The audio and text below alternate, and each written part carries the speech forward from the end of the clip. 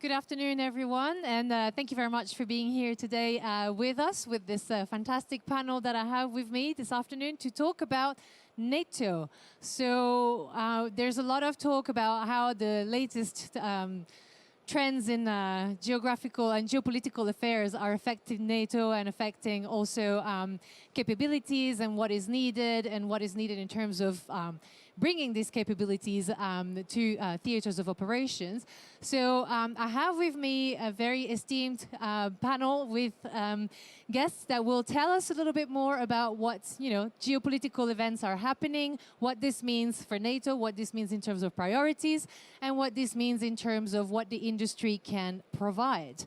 So, without further ado, I would like to introduce you to, here on my left, I have Admiral Didier MALETERRE, who is Deputy Commander at the NATO Allied Maritime Command.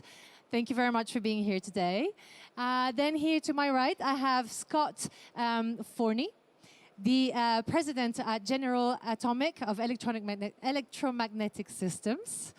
And then, last but certainly not least, I have also with us Nick Childs, Senior Fellow for Naval Forces and Maritime Security at the International Institute for Security Studies, IISS.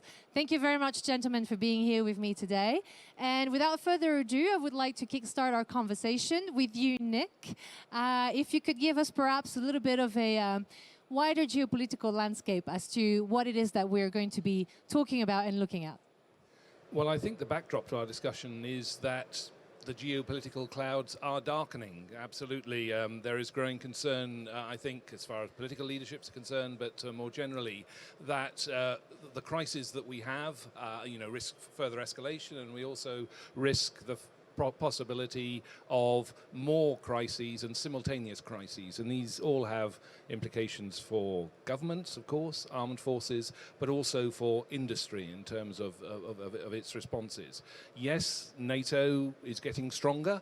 It has Finland and Sweden now on board, but I think the Euro-Atlantic and certainly the European security landscape, is getting, in some ways, more dangerous and more of greater concern. We look at Russia's war mobilization, and of course, a major part of its capabilities that are still intact are naval capabilities. And of course, we think more not just of Russia now, but also of Russia, China, Iran, and North Korea forming ever closer relationships. So all of those elements to the equation. But also the fact that current crises have really kind of transformed our notions of what it means to be ready, to be agile, and to be innovative, and also to be resilient. It means, for example, different approaches to relationships between industry and the customer, needing to be more involved and more integrated at an earlier stage in terms of developing and delivering capabilities, but also more holistic. We're talking about resilience in a new sense as well, not just front lines, but society, and critical infrastructures, including industry infrastructure and supply chain. So all those elements mixed together to make a symbiotic relationship between industry and armed forces capabilities going forward. Yes, and this is definitely something that we have been discussing quite a bit on the roundtables already since yesterday. This necessity to work more closely between the navies and the industry. And something else that I've heard a lot in the last 2 days, and perhaps before we move on to the Admiral and have the point of view from NATO, I wanted to have your opinion as well, Nick, if you've seen this. There's been a lot of talk also of industry having to take more risks, and navies also having to take more risks, accepting more risks in terms of going faster, perhaps, accepting that good enough rather than having something perfect and something that takes forever. Is this something that you've also noticed?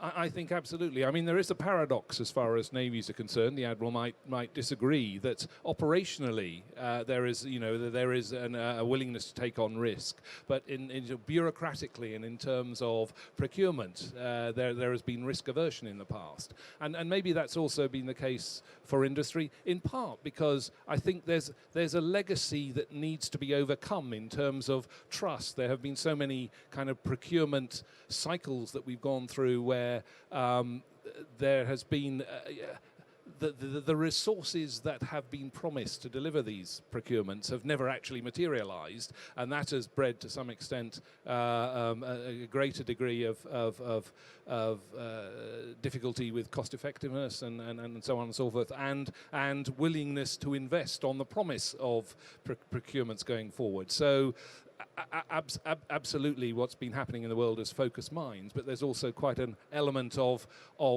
years to overcome in terms of practice up to now. Thank you, Nick.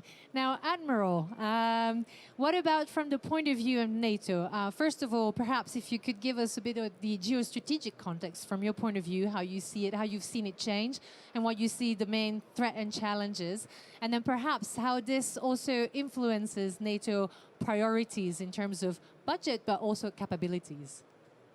Yes, thank you very much indeed. For a NATO perspective, the change of NATO is almost impossible to overstate.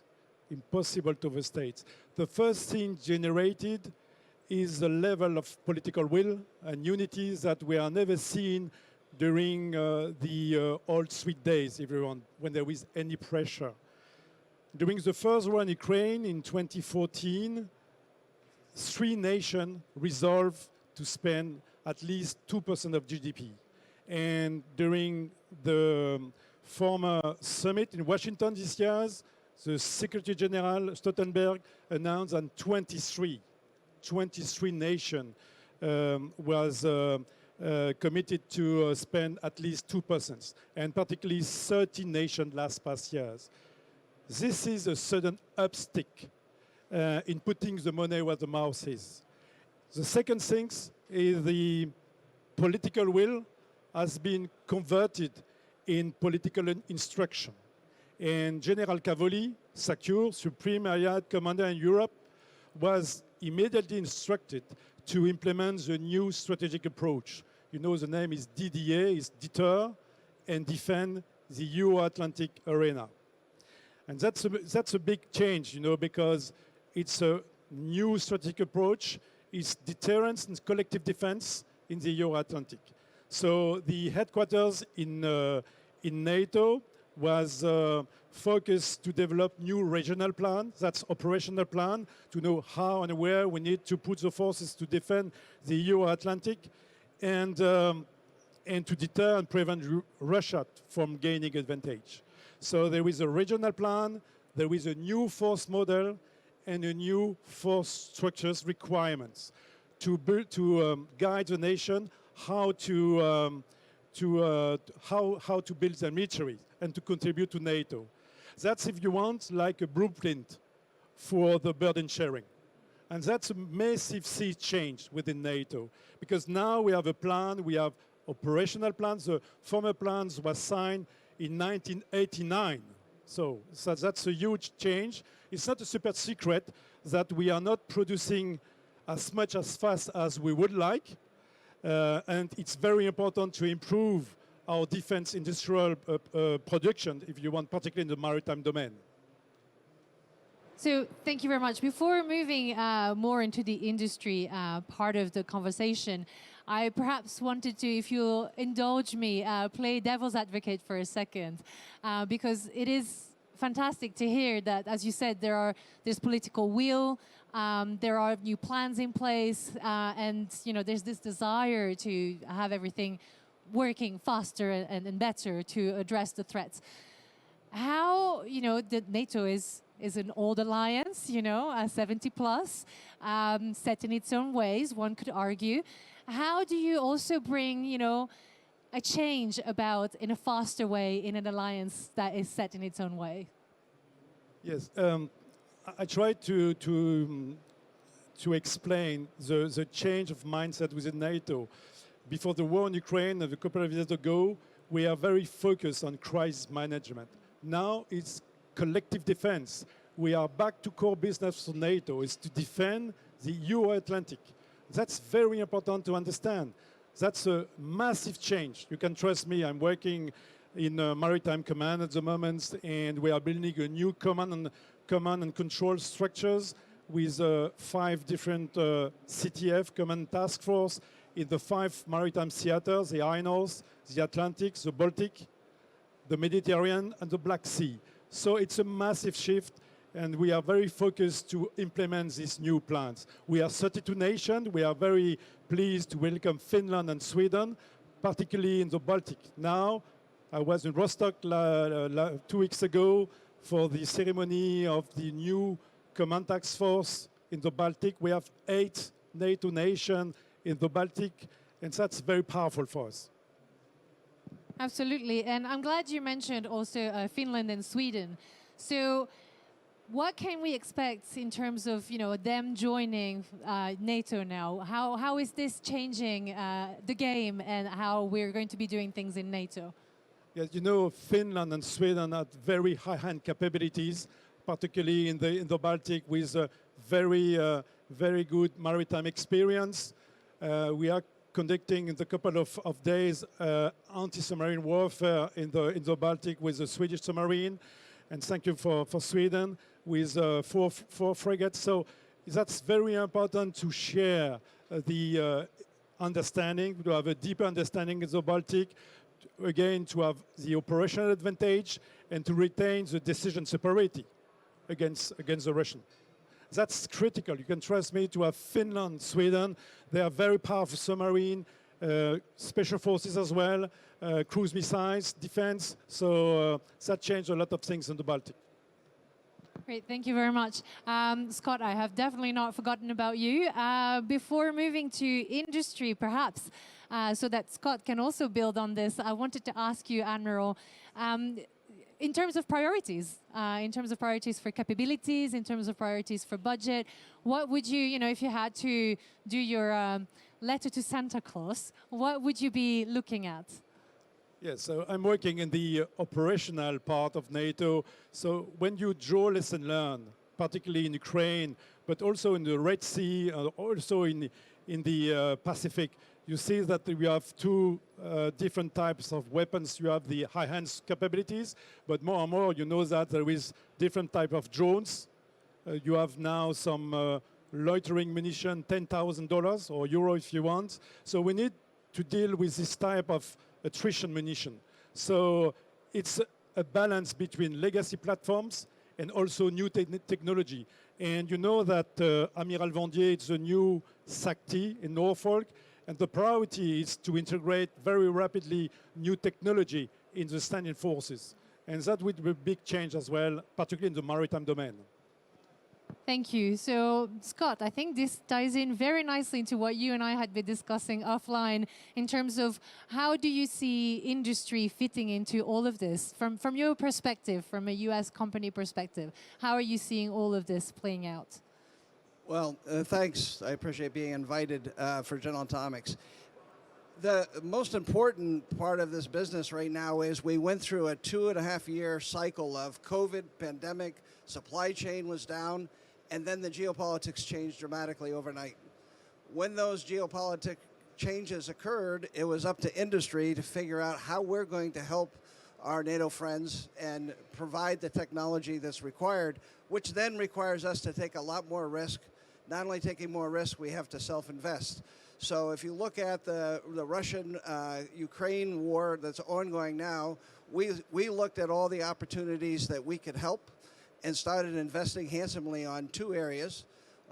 And this was not funded by the United States government or NATO. We decided to self-invest to provide, as an example, when you look at the front line, we only have artillery shells that go 30 or 40 kilometers, and we need something greater than that.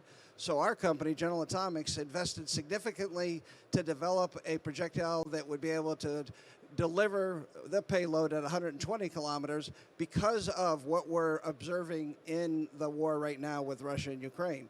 That requires a whole new way of thinking because we're still recovering from the pandemic, but we also have to invest and we have to move fast and we have to serve the U.S. government in our case and other NATO allies because the government sees the same thing. We're in a different mantra right now where our customers want to go faster. They want us to deliver to earlier schedules than we're used to, which requires a different way of thinking. In the case of some of the NATO countries that we're supporting, obviously, we think it's incredibly important that there's 32 nations now in NATO, because that obviously gives us a much stronger position for what we need to do in these geopolitical times. There's concerns everywhere. And I think as industry, it also gives us pause that what is the most important thing we need to do? And it's not about making as much profit as we can. I think it's our obligation to go invest in the right technologies and to make sure we find creative ways to support the schedule for our NATO friends. I mean, today we're at Euronaval and we're meeting with the top leadership in DGA and others to talk about how we're going to support the new Pang aircraft carrier with a new technology that we incorporated on the Ford class to launch and arrest airplanes. That's new technology, but last night I heard somebody wants to cut down the time significantly to get it integrated so that we can move fast.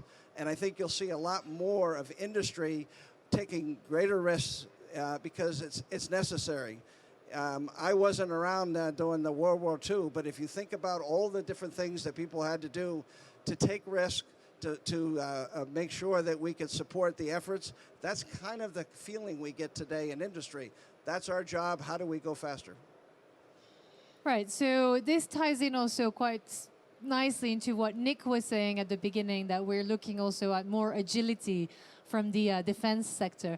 I guess before going back to Nick in a minute, I wanted to also play a bit of devil's advocate with you. You know, some people might say that it can be sometimes complicated to get you know, exports from American companies into European countries.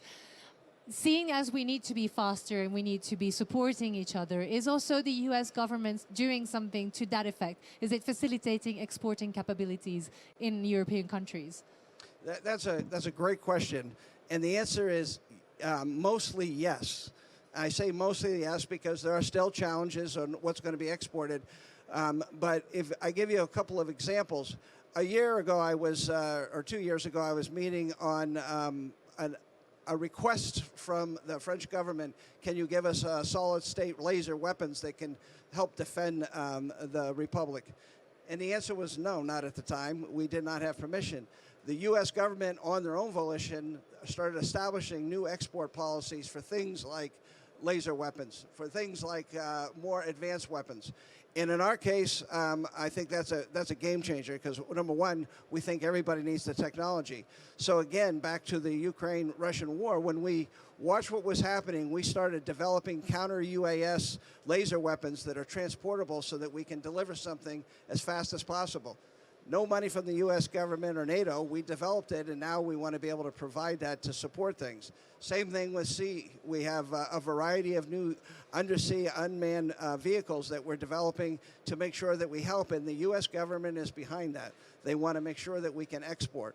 In the case of the long-range maneuvering projectile that I started with, a 120-kilometer range projectile with no propulsion, the US government has supported us. I think as of today, we have 10 different DSP-5s that have been released this year alone. That's unheard of. Some of the DSPs for Ukraine, for example, turned around in less than a month. That's unheard of. And I think it's because NATO's all in this together, and we all have to prioritize, not just industry, not just the service. We all have to prioritize together, and I think we're being heard. Okay, thank you very much. So, Nick, you know, you started by telling us that there was this necessity for more agility, for development of common approaches. So on the basis of what we've already been discussing now, did you have any comments? Did you want to add something? Well, I think absolutely there is a sea change for everybody, but we're also having to grapple with some of the challenges to that, and amongst those are the fact that it is a range of new technologies that are key in many of these areas. Technological change is happening faster. The future is arriving early. So, so one of the keys is that no one country, no one company very often can provide the answer. There are, technological advantages across the Atlantic. There are technological advantages in other parts of the world. So I think this is a new networking process that we are developing, not just between industry and governments, but between industries and organizations. And it's not just with NATO, but it's, NATO in the EU. But I think it's also global, frankly. You've mentioned some of the, specific arrangements that you're dealing with, and General Atomics is, I think, one of the, the vanguard exemplars in terms of innovation, and it has been for a long time. But there are, there are many others with things to offer. The issue is cultural change in lots of ways, and also, frankly, legislative change as well. So you are seeing, some of those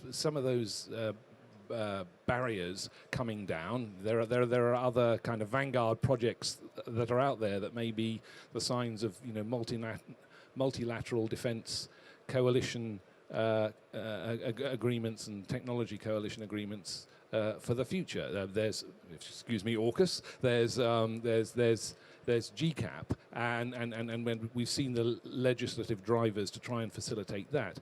But there are other challenges as well that need to be dealt with. There's the issue of sharing information, but also in a world in which everyone, including people who are not our friends, are after that information and intellectual property. There's how do you protect that as well? So it's getting that balance right with a whole range of partners. It remains very much a work in progress, but I think we've seen a step change in the urgency, and I take the point that Scott made about the engagement that industry has shown, particularly in the context of what we saw with the pandemic and supply chain issues, and that will continue to develop.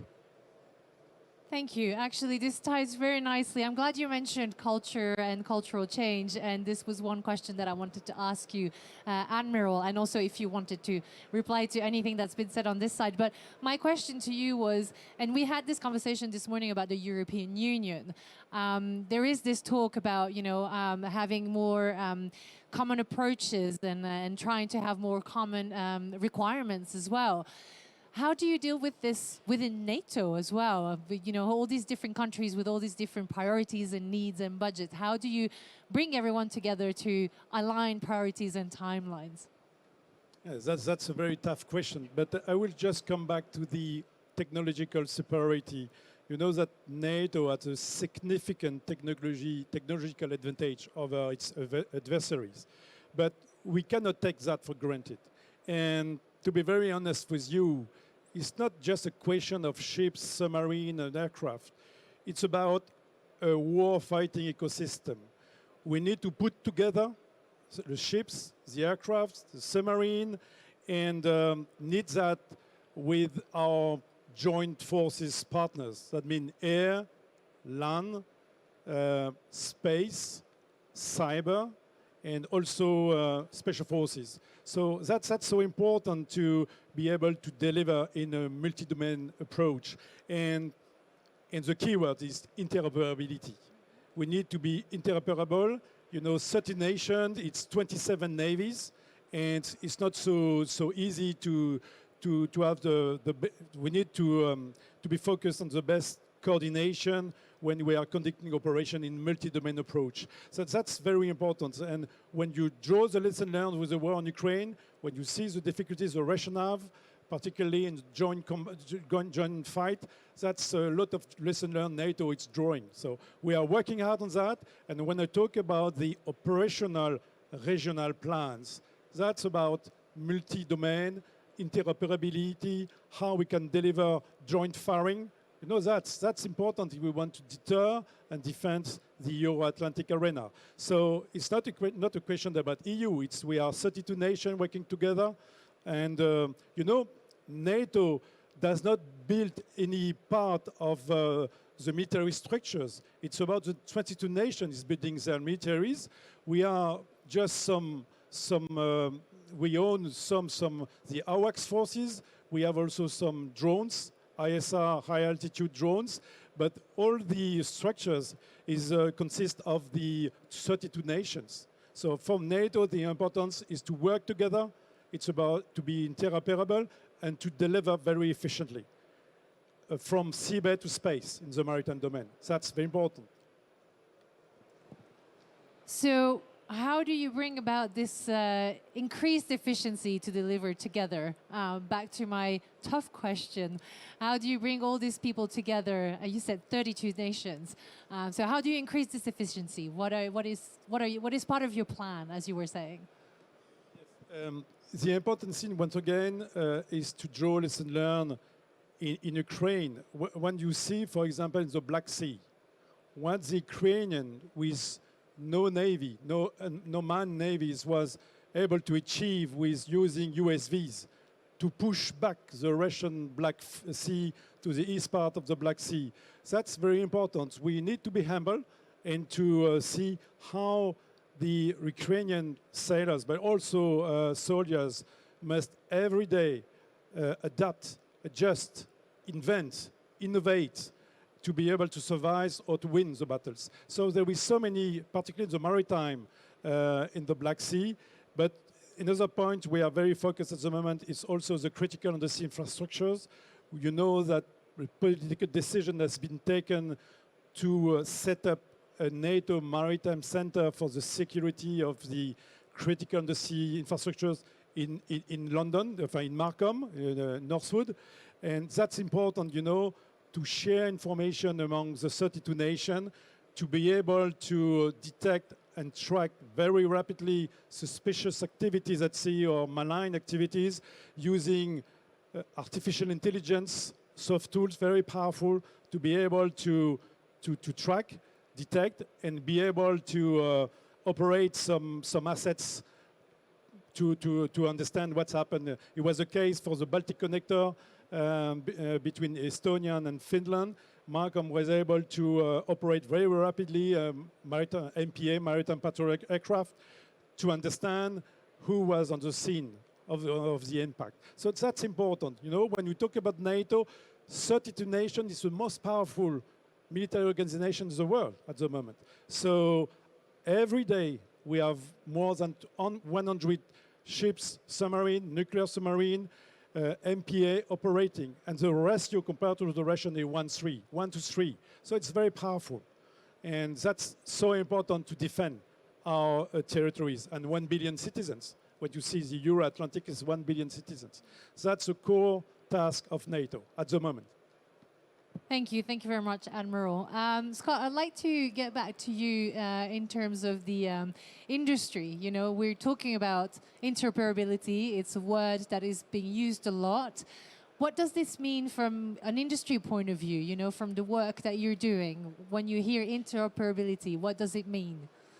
Well, that's a great question. So General Atomics provides product to 85 nations. So all those nations, the products that we're providing, we have to think the same way that one country versus the other is going to operate. These happen to be oil and gas type applications, but now we're talking about military tools. So if we're not immersed together in the development, if we're not immersed together in the training facility, we're doing training right now. The United States Navy is with other nations on some of our technologies, such as how do we launch an airplane now on new technology or bring it back home. That's being done together. When we look at requirements, we have to be thinking in the future. What is the future requirement? But at the end of the day, it all just comes down to simple communication. If we're not talking, it's not happening. And I think today, more than ever, at least in my career, I see more communication amongst the NATO countries than ever before. Very important. Thank you. I see, Nick, that you picked up your mic and that you were scribbling furiously. So did you want to follow up on something? Yeah, absolutely. I just like to throw out a sort of rhetorical question in a way to pick up on what both the Admiral and Scott were saying, which is, I mean, absolutely there is this premium on innovation, but I just wonder how much of an enemy that is to the desire for greater interoperability, because you know there is the danger that you know amongst allies, unless you work at it really hard, you're going to have potentially you know one or two you know allies steaming off over the horizon of innovation, and that makes integrated operations, particularly on you know day one of a confrontation, you know really difficult. So how you work at that, Scott? You mentioned that you know your company's approach to you know trying to scan across the horizon and across you know customer requirements, and I think that's clearly a part that industry has to play. But I think industry does have to play you know a role in trying to find new ways both to defend against these unconventional threats that the Admiral mentioned, but also you know develop the unconventional opportunities. And the Admiral mentioned artificial intelligence. That also you know potentially brings in a whole new set of industries and a whole new set of players that perhaps you know haven't been part of the discussion before, and engaging with them and perhaps thinking of them as a you know a new kind of you know prime contractor group, a new kind of strategic set of players, and developing those software-based capabilities as well in order to provide the effects. It is an exquisite set of problems, but clearly we have a you know an imperative that's out there in terms of what's going on in the world. Thank you, Nick, for those questions. Admiral, would you like to... Just a point about innovation. The challenge is always to make the change as quick as we need to. And in NATO at the moment, we are reaching out in the innovation base, because the importance is to integrate as quick as possible some new technology in the standing forces operating in different theaters. And so we need to help the commercial companies to understand what are our problems and how they can help us to solve this important. And the importance of experimentation, that's very critical. You know perhaps that we have an organization located in Portugal, near Lisbon, in Troia, where a lot of exercise, like in September, REPMUS, it's Maritime Unmanned System, to experiment, to have to open the door to a lot of commercial companies and to be ready to buy on the shelf. So that's important. And in this exhibition, there were so many companies and so many solutions, and the priority now for the Allied Command Operation is to integrate very rapidly. The good example is US Navy in Middle East, in CENTCOM and in Bahrain. They built a Task Force 59 operating drones, and they bring different commercial companies out and to bring their wares and equipment to test them in a challenging environment. So the importance is to work shoulder to shoulder, side by side, between warfighters or sailors, operators, and companies, to be able to deliver very efficiently. Because the loop at the moment, you know, the lesson learned cycle is running very, very rapidly. And I think it's very important to have this spiral development approach, working very closely with commercial companies. Yes, I'd say it's an iterative approach as well, like working closely with industry and always exchanging and doing those exercises that you were mentioning. So is this also, and Scott, I will come back to you about this as well, is this also a way that NATO stays abreast of the latest innovations, and how do you choose which latest innovation you would like to integrate into NATO? Yes, in fact, you know that NATO, it's a big organization, and we have ACT, Allied Command Transformation. His responsibility at the moment is Admiral Pierre Vendier, as the SACTI is in charge of this linked with the private societies. In MARCOM, for example, for the maritime domain, but for aircom, landcom, it's the same. We need to specify the operation requirements, to be very precise on that. And after that, there is an approach with ACT linked with the with the private companies, and also using his Center of Maritime Research. It's based in La Spezia, it's CMRE, to experiment. You know, we have a cycle of experimentation. It's working pretty good at the moment, and to be able to integrate very rapidly in our forces in different maritime theaters. So we are working ACO closely with Allied Command Transformation. And it's not just to think on the horizon, but in the next 2 years. That's so important when you see how rapidly some adversary can draw lesson learned. So that's this cycle, and to have in any circumstances the decision superiority and the operation advantage. That's our first priority. Thank you, Admiral. So Scott, I don't know if you wanted to also reply to to the question Nick put to you, and also I wanted to ask you. You mentioned horizon scanning. So same to you. Like, how do you pick the latest innovation that you would like to integrate into what you're doing, into your work, and into what can be useful for navies and NATO navies in the future? Thanks for the question. First of all, it's not hard to pick what we want to spend our money on for innovation, because we look at what we see in the world environment and what the geopolitics are, and you can easily pick, well, we need a longer range remotely piloted aircraft, or we need to put more weapons on that remotely piloted aircraft, or we need more standoff. And as soon as we see that, we start investing in that. But I want to say that innovation is key, and innovation in space right now is beyond anything I've ever seen. So if I can give a compliment to General Saltzman, who's the Chief of Space Operations for the U.S. Space Force, a very young service in the United States. First of all, he likens what we're trying to do as an organization called NATO is we're taking the merchant marine and we're turning him into a combat-ready Navy. That's a very interesting analogy, that we're trying to take something that was not combat ready, now we're going to change it. And in order to do that, we need new innovation. But more importantly, I have the opportunity to sit in on a lot of very interesting meetings, and now I see NATO members sitting there, even at classification levels that historically they may not have sat there before. And I think that's really critical, so that we all understand together what that interoperability requirement is as the next evolution occurs, and is there innovation that another country can bring to bear that maybe we're not working on. Those are all very, very critical. Yes, and this is a topic that comes back a lot in terms of like cross-pollinating in a way between the civil domain and the naval domain. So I can definitely relate to that and other things that I've heard.